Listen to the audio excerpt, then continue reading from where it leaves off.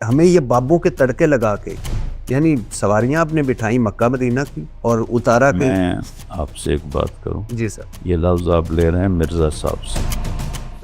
نہیں میں ہاں نہیں میں نے سنا یہ لیکن میں نے پڑھا میری بات سن، جی پھر خود پڑھا نا میری سن. جی سر اس طرح کہنا جو اس نے کر لیا باب تشیع کوئی نہیں، یہ بہت بڑی گمراہی ہے. اس کو وہ کہہ رہا ہے چشتی دجال. حضرت تھانوی رحمہ اللہ تعالیٰ ایک بہت بڑی علمی شخصیت ہے، ان کو کہہ رہا ہے تھانوی دجال. ابو بکر شبلی رحمۃ اللہ علیہ ان کو کہہ رہا ہے شبلی دجال. یہ زبان مت استعمال کیا کریں بابے، یہ سب اللہ کے نیک بندے تھے. یہ ٹرم آپ کی بہت غلط ہے، یہ اس نے بابے بابے اس نے گمراہی پھیلائی اور بہت بدتمیزی. دعوت دینے والا بدتمیز نہیں ہوتا، جس میں بد اخلاقی ہے، جس میں بدتمیزی ہے، وہ دین کا داعی نہیں ہے، کسی اور چیز کا داعی ہے. اچھا سر رائے ونڈ والوں پر اکثر میں سوچتا ہوں کہ یہ ابھی اپنے انجینئر محمد علی مرزا کو ان کا میں ایک لیکچر سن رہا تھا. انہوں نے اس لیکچر میں جو رائے ونڈ کی کوئی جو کتاب ہے جو نصاب ہے فضائل اعمال اس پہ گفتگو کی. میں نے سوچا کہ یہ فضائل اعمال پہ یہ کوئی یک طرفہ نہ ہو. میں نے خریدی وہ فضائل اعمال منگوائی اور اس میں اب اللہ رسول یعنی نام رائے ونڈ والے چلے مجھے ان کے بہت بڑا کام کر رہے ہیں. وہ اللہ 5 بر اعظموں میں تبلیغ اسلام کا نام، ان کی نیت پہ شک نہیں، ان کے کردار پہ شک نہیں. بڑے بڑے علماء بزرگ جید گزرے ہیں اور وہ نبی کی ایک سنت ہے. اب تو نبی نہیں آنے، اب تو آپ نہیں جیسے آپ کہتے ہیں، لیکن قرآن حدیث مطلب اللہ رسول کی باتوں کو انہوں نے بابوں کے ایسے تڑکے لگائے ہوئے ہیں. مثال کے طور پہ میں چند چیزیں آپ کے سامنے فضائل اعمال جو نصاب ہے رائے ونڈ کا، اس میں مولانا زکریا کی لکھی ہوئی کتاب ہے. یہ وہی مولانا زکریا ہیں جو 1926 میں تبلیغی جماعت کے بانی تھے، آپ کو تو پتہ ہی ہے. مولانا الیاس کے بھتیجے اور داماد، اور وہی مولانا زکریا جن کے پیر خلیل احمد سہارنپوری تھے. صفحہ نمبر 8 پر اس کتاب کی تمہید میں مولانا زکریا لکھتے ہیں 1938 میں میری عمر 40 سال کی تھی. ایک مرض کی وجہ سے دماغی کام روک دیا گیا. میں نے سوچا ان خالی ایام کو ایک بابرکت شغلے مشغلے میں صرف کروں، لہٰذا یہ کتاب لکھنا شروع کر دی. اگر میرے یہ اوراق پسند خاطر نہ ہوئے تب بھی میرے یہ خالی ایام اس مشغلے میں کٹ جائیں گے. اب جس بندے کو ایک مرض کی وجہ سے دماغی کام سے روک دیا گیا تھا، مطلب دماغ کا کام نہ کریں، وہ یہ کتاب لکھ رہے ہیں اور وہ پورے ایک نصاب ہے. آگے سنیے سر.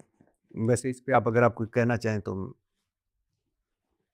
یہ آگے تمہید میں کیا ہے؟ آگے کیا ہے؟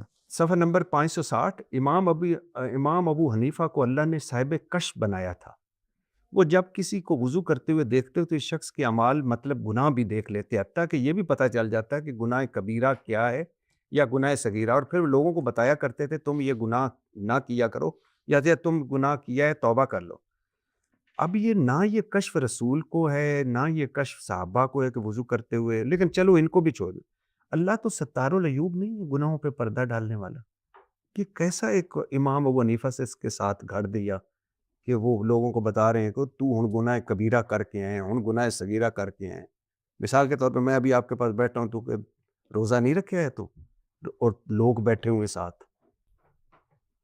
یہ بھی اچھا. پھر آگے سنیے، اس پہ کوئی بولنا چاہیں گے بات کرنا؟ کریں کہ آپ پوری بات کریں. نہیں تو یہ کیوں گھڑا ہے انہوں نے؟ امام ابو حنیفہ صاحب کشف تھے تو حضرت عثمان رضی اللہ عنہ کی مجلس میں ایک شخص آیا. جی آپ نے فرمایا اب کیا ہوا لوگوں کو ہماری محفل میں آتے ہیں اور ان کی آنکھوں سے زنا ٹپک رہا ہوتا ہے. تو وہ کہتا ہے وہ شخص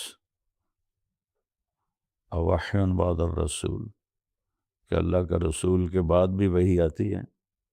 تو حضرت عثمان نے فرمایا نہیں، اللہ کے نبی کا فرمانا اتقوا فراست المومن فإنہ ينظر بنور اللہ. مومن کی فراست سے ڈرو، وہ اللہ کے نور سے دیکھتا ہے. تو یہ کرامات ہیں، ان کو مانے نہ مانے کوئی ایمان پہ آپ فرق نہیں پڑتا. یعنی آپ یہ سمجھتے ہیں کہ ابو حنیفہ کا صاحب کشف تھے؟ ہو سکتا ہے، اچھا. اور ان کو وضو کرتے ہوئے نظر آتا تھا؟ ہو سکتا ہے، بالکل ہو سکتا ہے۔ اچھا سر، آگے صفحہ نمبر 427 کوئی صوفی عبدالعزیز صاحب ہیں جو بالکل ان پڑھ ہیں، اس میں لکھا ہوا ہے، مگر یہ صاحب کسی کو حدیث بیان کرتے ہوئے اندازہ لگا لیا کرتے تھے کہ حدیث سچی ہے یا ضعیف حدیث۔ کیسے کہ فار ایگزامپل جب وہ حدیث بیان کر رہا ہوتا تھا تو صوفی عبدالعزیز کو اس کے منہ سے نور نکلتے نظر آتا تھا کہ حدیث سچی ہے جھوٹی۔ اب مجھے یہ سمجھ نہیں آئی کہ صوفی ان پڑھ آدمی، صوفی صاحب کو نور کیسے نظر آئے کہ یہ حدیث نور نظر آتا تو حدیث سچی، نور نظر آتا تو حدیث غلط۔ آپ پھر ریلیونٹ باتیں کر رہے ہیں۔ نہیں میں سر یہ ریلیونٹ نہیں ہے، یہ فضائل اعمال ہے سر۔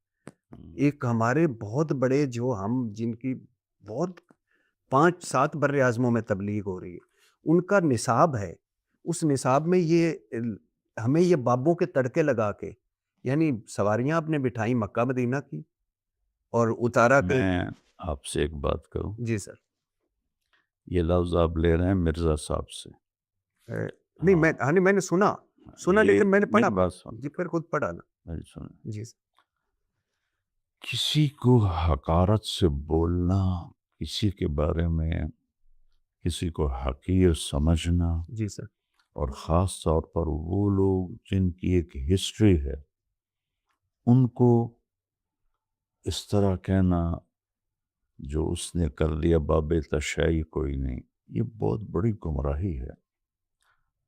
معین الدین چشتی رحمۃ اللہ علیہ پاکستان میں انڈیا میں پہلی ہستی ہیں جنہوں نے اسلام کو متعارف کروایا، ہزاروں لوگ ان کے ہاتھوں مسلمان ہوئے۔ میری اپنی نسل کا پہلا بندہ ان کے ہاتھ مسلمان ہوا، اس کو وہ کہہ رہا ہے چشتی دجال۔ حضرت تھانوی رحمہ اللہ تعالیٰ ایک بہت بڑی علمی شخصیت ہے، ان کو کہہ رہا ہے تھانوی دجال۔ ابو بکر شبلی رحمۃ اللہ علیہ یہ نہاوند کی گورنری چھوڑ کر جنید بغدادی کے شاگرد بنے تھے اور ان سے خلافت ملی تھی، ان کے جانشین بنے تھے۔ ان کو کہہ رہا ہے شبلی دجال۔ یہ زبان مت استعمال کیا کریں بابے، یہ سب اللہ کے نیک بندے تھے، لکھنے والے سے اونچ نیچ ہو سکتی ہے، لیکن جی ان لوگوں کی میں کوئی اس کی وکالت نہیں کر رہا، اس میں کوئی مگر موضوع چیز ہے تو ہے۔ طریقہ یہ ہوتا ہے خذ ما صفا ودع ما قدر۔ قرآن کے علاوہ کوئی کتاب خطا سے پاک، جی میں یہی کہہ رہا ہوں۔ چاہے وہ بخاری ہے چاہے وہ مسلم۔ ہاں لیکن سر آپ نے یہ پڑھی ہے نا فضائل اعمال، کیوں؟ چیز پڑھی ہے، ہاں تو میں آپ کو ایک آپ اس میں دوسری طرف لے جا رہا ہوں۔ جی وہ میں ایگری کرتا ہوں، وہ نہیں ہونا چاہیے۔ یہ ٹرم آپ کی بہت غلط ہے، یہ اس نے بابے اس نے گمراہی پھیلائی اور بہت بدتمیزی۔ دعوت دینے والا بدتمیز نہیں ہوتا، دعوت دینے والا بد اخلاق نہیں ہوتا۔ جس میں بد اخلاقی ہے، جس میں بدتمیزی ہے، وہ دین کا داعی نہیں ہے، کسی اور چیز کا داعی۔ چلو سر، میں تو سر اس پہ ہوں کہ یہ جس میں یعنی ان کو بدل لینا چاہیے فضائل اعمال میں، اتنا بڑے یہ سیٹ اپ ہے۔ مولانا زکریا کہتے ہیں کہ میرے آ گئی ہے منتخب احادیث آ گئی ہے۔ مولانا زکریا صاحب کہتے ہیں کہ جب میرے والد کو دودھ چھڑایا گیا تو وہ پاؤ بھر سپارہ حفظ کر چکے تھے۔ امام ابو حنیفہ 40 یا 50 سال عشاء کے وضو سے فجر پڑھتے ہیں، آپ پتہ نہیں کس سے پتہ چلا۔ شیخ عبدالقادر جیلانی 12 سال جنگلوں میں پتے کھا کر گزارا کرتے۔ شیخ عبدالقادر جیلانی ماں کے پیٹ سے 14 سپارے حفظ کر کے آئے۔ میں ابھی وہ سن رہا تھا، آپ نے شاید سنی، وہ میں غوث الاعظم کا دھوپی ہوں۔ حضور صلی اللہ علیہ وسلم کے صحابہ خلفائے راشدین کو یہ جنت کی بشارتیں ملی، حضرت عثمان قبر پہ جا کے رویا کرتے تھے۔ یہ واقعات تو بے بنیاد ہیں۔ اچھا نبی ایک یعنی اب صفحہ نمبر 374 پر ہے، نبی جب قیام اللیل کرتے تھے تو اس رسی سے خود کو باندھ لیا کرتے تھے تاکہ نبی ہاں تاکہ نیند کے غلبے کی وجہ سے گرنا پڑے۔ آپ نے تو صحابہ کو منع فرمایا، نہیں بیٹی کو غلط ہے، یہ فضائل اعمال میں ہے بھی نہیں۔ صفحہ نمبر 374 پہ نہیں، آپ دیکھ لیجئے گا۔ میں آپ کو واٹس ایپ کرتا ہوں۔ اللہ کے نبی نے سر کے بال باندھے ہوں، نیور، نیند کے غلبے سے میں آپ کو نیور سر، نیور۔ اچھا صفحہ نمبر ہے بھی صحیح تو غلط ہے یہ۔ اچھا ایک صحابی پیرے پر معمور تھے 67 صفحے پہ، نماز پڑھنے لگے تو حملہ ہو گیا، تیر لگتے رہے، خون بہتا رہا، وہ نماز پڑھتے رہے۔ اب امام ابو حنیفہ کے نزدیک تو خون بہنے سے وضو ٹوٹ جاتا ہے، یہاں انہوں نے امام فے کر کے امام شافی کر دیا۔ اچھا آگے سنیے، ایک سید صاحب نے 12 دن ایک وضو سے نماز پڑھی، 15 سال اپنے جسم کو لیٹنے پر آمادہ نہ ہونے دیا۔ اب یہ ورلڈ ریکارڈ ہے، گنز بک کا ورلڈ ریکارڈ میں سید صاحب کو جانا یہ چاہیے۔ سب فضول باتیں۔ تو یہ فضول فضائل اعمال میں ہے، آپ کے تبلیغی جماعت کے نصاب بھی کتاب ہے، اس میں نہیں ہونی چاہیے۔ حضرت آدم کی توبہ حضور کے وسیلے سے قبول ہوئی تھی سر۔ کی خدمت میں یہ گزارش کرنا چاہتا ہوں، جی میری ذات سے متعلق سوال کریں، یہ میری ذات سے متعلق نہیں ہے۔ سر آپ اس تبلیغی جماعت میں تھے، آپ میں ہوں، میں اب بھی ہوں، لیکن آپ ان کو رد کرتے ہیں۔ میں رد کرتا ہوں، جو غلط ہے وہ غلط ہے۔